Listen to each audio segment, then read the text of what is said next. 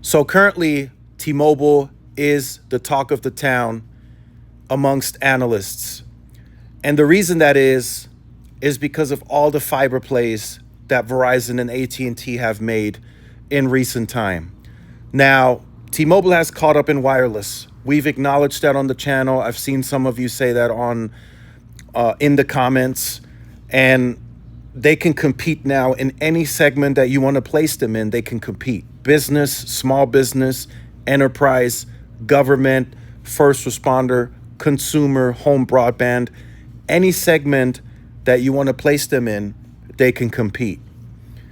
So that tells us they've caught up on wireless. It took them a while, took a long time, took a lot of mergers, took a lot of spectrum, took a lot of investing, but here we are today. So now the talk going around behind the scenes is the fiber situation, wireline, right? That is the talk amongst a lot of analysts behind the scene, and it's going back and forth. A lot of opinions are being passed around, and with some of that, of course, comes speculation. Now, we can speculate in the comments. I'll speculate in this video, but moving forward, right? The whole situation with AT&T getting Lumen, talking 60, 70 millions homes passed is crazy talk, right? But they're actually set to get there per guidance. Verizon with Frontier is going to get to 40 million homes passed, and then they can scale beyond that if they so choose to. T-Mobile is in the rear. T-Mobile is talking 12, 15 million homes passed, and that's going to take several years to get there. So T-Mobile is now way behind on fiber. So now we're talking convergence, right? We're talking market consolidation. So where does that put T-Mobile, right? What does T-Mobile do? So what you see on screen is a slideshow from Capital Markets Day, T-Mobile's Capital Markets Day. If you look all the way to the right, they have 20 billion of flexible spending through 2027, right? So on these key takeaways, they put opportunistic value creating investments, potential delevering, and then additional stock returns. Lumen's off the table.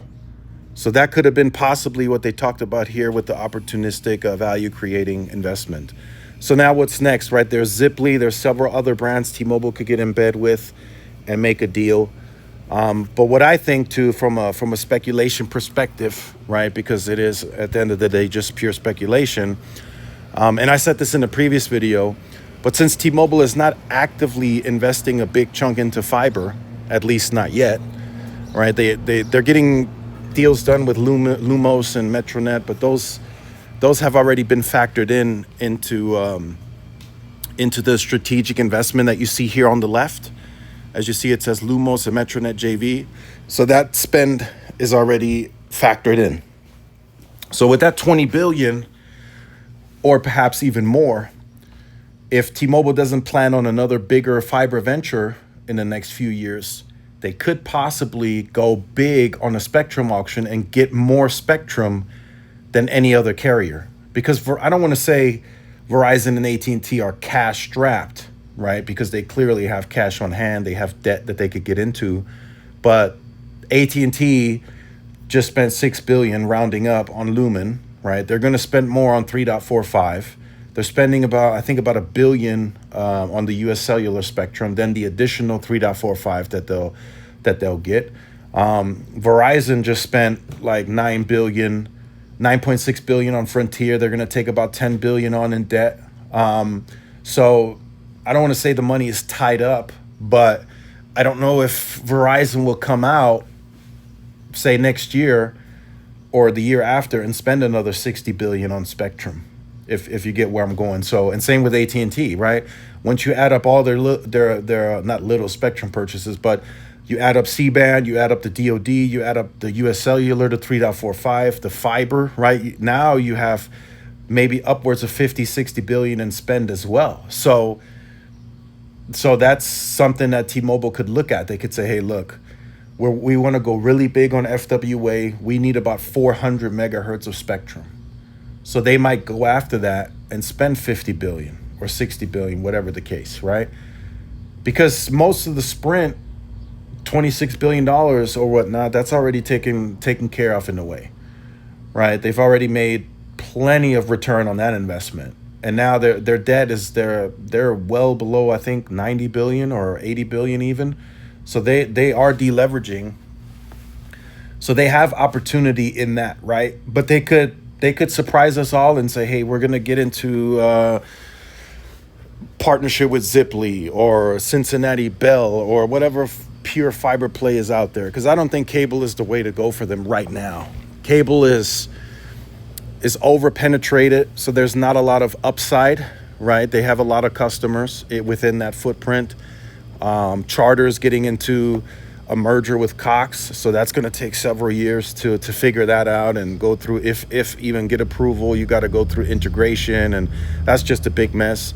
Comcast is possibly looking for an M&A, but I don't know if T-Mobile wants to get into media again, or if there's a pure ISP aspect of that deal. So there's a lot of stuff right now. Everybody is really keeping their eyes on T-Mobile behind the scenes. Is what I'll say to finish out the video. Everybody has their eye on T-Mobile. AT&T is looking from the top down. What is T-Mobile cooking up? Verizon is keeping their eye on T-Mobile. And then everyone else is looking at T-Mobile as well. What is T-Mobile's plans next? Because Verizon already revealed theirs with Frontier. AT&T just showed their playbook with Lumen. T-Mobile, I mean, we know they're getting US Cellular, but that's relatively small at scale. Lumos and Metronet, it'll get them to 12 to 15 million, but that's by the standards that AT&T is setting. Even Verizon will be behind on fiber. Even though Verizon is getting to 40 million, AT&T is setting a whole new standard by targeting 60 million and then 70 million if we go beyond 2030, and then possibly a huge, the end game, the huge milestone, 100 million homes passed by maybe 2045, right? That could be the sites that AT&T has set. So again, no cause for concern. T-Mobile continues to compete, and I guarantee you guys, they have a whiteboard somewhere in a meeting room that has plenty of planning and ideas and stuff that they want to do, that they want to get into. They have flexible spending, free cash flows going up, revenues are going up. They just raised price. They just dropped new plans with taxes and fees added back into the plan. So there's no way around it. There is no way around it. T-Mobile is cooking up something. They have to be. They have to be cooking up something. The convergence in these fiber markets is going to hurt their wireless share, right? Verizon is moving into the frontier territory with Verizon Fios. What did they recently tell us? They're doubling their convergence. So they're going to take wireless share from T-Mobile. AT&T is already citing 40% convergence rates. That's going to increase now with this Lumen footprint. What's going to happen? They're going to take wireless share from T-Mobile. And there's nothing today that T-Mobile can do to really fight back. They don't have enough scaled bundling or convergence to really do anything about it. So let me know your thoughts in the comments. Like, share, subscribe, and I'll see you in the next one. Peace.